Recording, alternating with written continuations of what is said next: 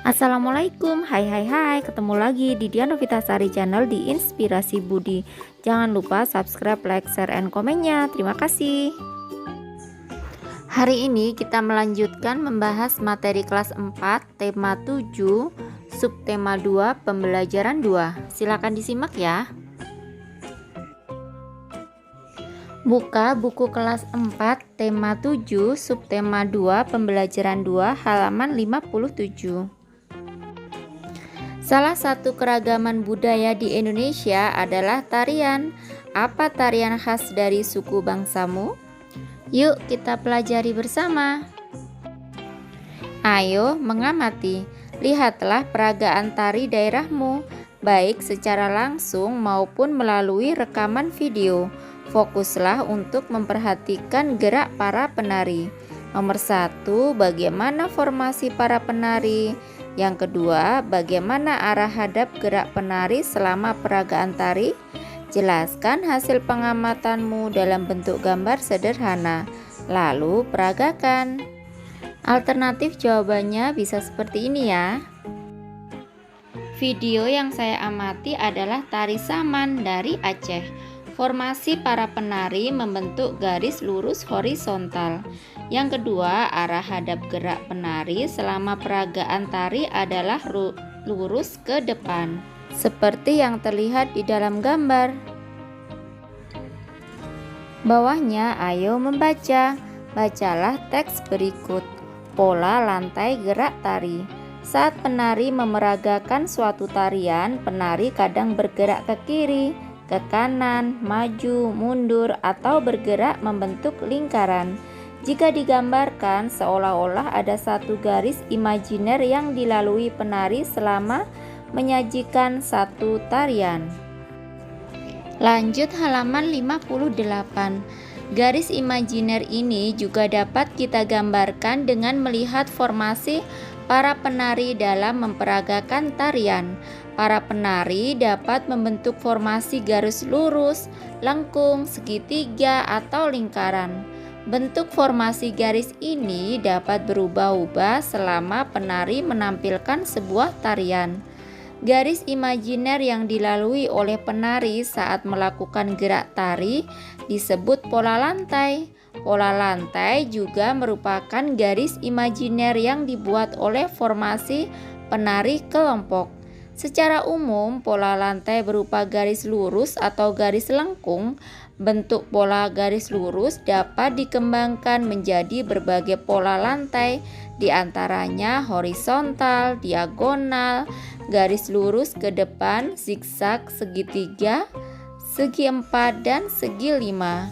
Bentuk pola garis lengkung dapat dikembangkan menjadi berbagai pola lantai, di antaranya lingkaran, angka 8, garis lengkung ke depan, dan garis lengkung ke belakang. Perhatikan gambar-gambar berikut. Gambar pertama yang A, penari bergerak melalui garis lurus ke depan. Yang B, penari bergerak melalui garis diagonal. Yang C, penari bergerak melalui garis horizontal. Yang D, penari bergegas melalui garis diagonal. Yang E, penari bergerak melalui garis lurus ke depan. Yang F, penari bergerak melalui garis lingkaran. Nah, itu merupakan bentuk pola lantai dari gerak yang dilalui penari. Selanjutnya ini merupakan gambar bentuk pola lantai yang dibuat oleh formasi penari. Yang A, pertama ini formasi penari membentuk pola lantai diagonal. Yang B, formasi penari membentuk pola lantai segi 5. Yang C, formasi penari membentuk pola lantai garis lurus ke depan. Yang D, formasi penari membentuk pola lantai zigzag. Yang E, formasi penari membentuk pola lantai lingkaran. Yang F, penari bergerak melalui garis diagonal. Keterangannya ini adalah penari dan arah hadap. Lanjut halaman 59. Perhatikan contoh beberapa gambar tarian berikut. Nah, ini adalah tari legong dan tari saman.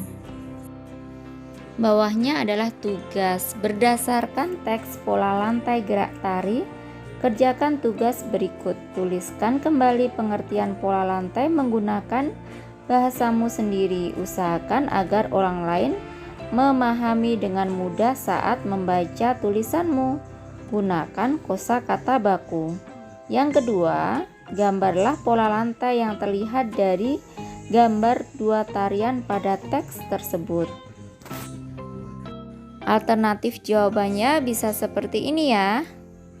Nomor 1, pola lantai tari adalah garis imajiner yang dilalui oleh penari saat melakukan gerak tari. Yang nomor 2, gambar pola lantainya adalah seperti ini.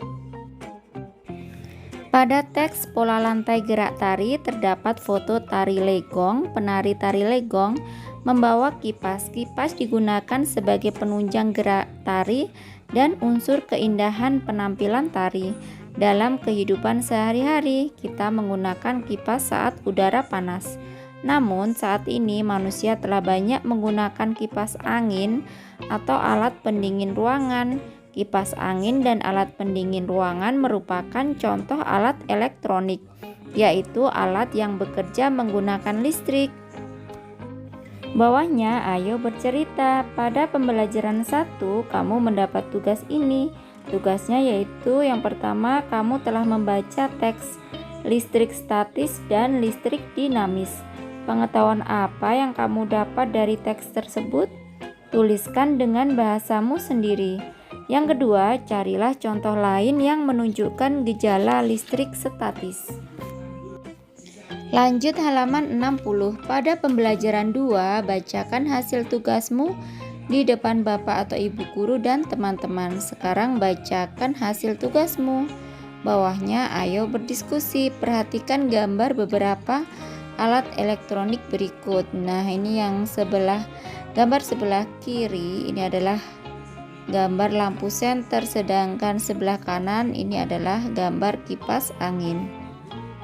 Selanjutnya ini ada gambar setrika dan gambar lemari pendingin atau kulkas. Nomor 1, apa yang menyebabkan lampu senter dapat menyala? Yang kedua, apa yang menyebabkan kipas angin dapat berputar?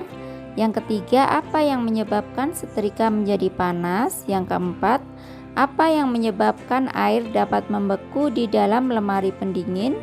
Diskusikan dengan teman-teman sekelompokmu. Lalu bacakan hasil diskusimu di depan Bapak atau Ibu guru dan kelompok lain. Nah, alternatif jawabannya bisa seperti ini ya. Nomor 1, lampu senter dapat menyala karena adanya energi listrik yang berasal dari baterai mengalir melewati bohlam lampu senter. Yang kedua, kipas angin dapat berputar karena energi listrik yang mengalir akan menggerakkan motor di dalam kipas, sehingga menjadikan bilah-bilah kipas angin berputar. Yang nomor 3, setrika menjadi panas karena energi listrik yang mengalir melewati elemen pemanas di dalam setrika akan membuat elemen memanas. Yang keempat, air dapat membeku di dalam lemari pendingin karena energi listrik yang mengalir melewati mesin pada lemari pendingin. Lanjut halaman 61. Peralatan elektronik dapat bekerja karena ada aliran arus listrik. Arus listrik mengalir dari kutub positif menuju kutub negatif. Energi listrik dapat diubah menjadi energi lain. Saat arus listrik mengalir melewati bohlam, bohlam akan menyala. Energi listrik berubah menjadi energi cahaya. Energi listrik dapat diubah menjadi energi gerak. Saat arus listrik mengalir melewati motor di dalam kipas angin, motor akan berputar dan menggerakkan bilah-bilah kipas angin. Saat arus listrik melewati elemen pemanas di dalam setrika, elemen akan menjadi panas. Energi listrik berubah menjadi energi panas. Pada lemari pendingin, arus listrik akan memutar motor pada mesin lemari pendingin dan membuat bahan pendingin bekerja. Saat ini, alat elektronik menjadi kebutuhan manusia untuk mempermudah kehidupan. Di rumah dan di sekolahmu tentu kamu menggunakan berbagai alat elektronik. Lakukan tugas berikut secara berkelompok. Tugasnya yaitu tuliskan peralatan elektronik yang kamu ketahui beserta fungsinya. Tuliskan dalam bentuk tabel seperti berikut. Nomor 1, nama alat elektroniknya lampu. Fungsinya sebagai alat penerangan. Yang nomor 2, misalnya nama alat elektroniknya adalah Magicom, fungsinya sebagai alat penanak nasi. Yang ketiga, kulkas atau lemari es, fungsinya sebagai alat pendingin makanan dan minuman. Yang keempat, kipas angin, fungsinya alat penyejuk ruangan. Yang kelima, televisi, yaitu fungsinya sebagai alat hiburan.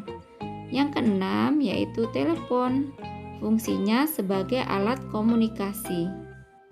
Lanjut halaman 62. Ayo renungkan apa yang kamu pelajari pada hari ini. Yang saya pelajari pada hari ini adalah pola lantai gerak tari, alat-alat elektronik, serta fungsinya.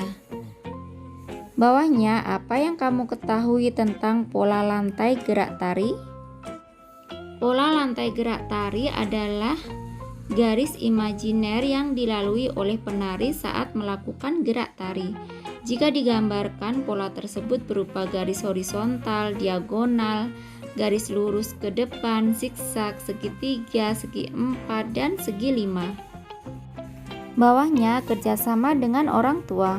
Alat elektronik apa yang ada di rumahmu? Apa fungsinya? Tuliskan dalam bentuk tabel seperti contoh berikut. Jadi alat elektronik yang ada di rumah kalian masing-masing ya. Tuliskan 5 ya.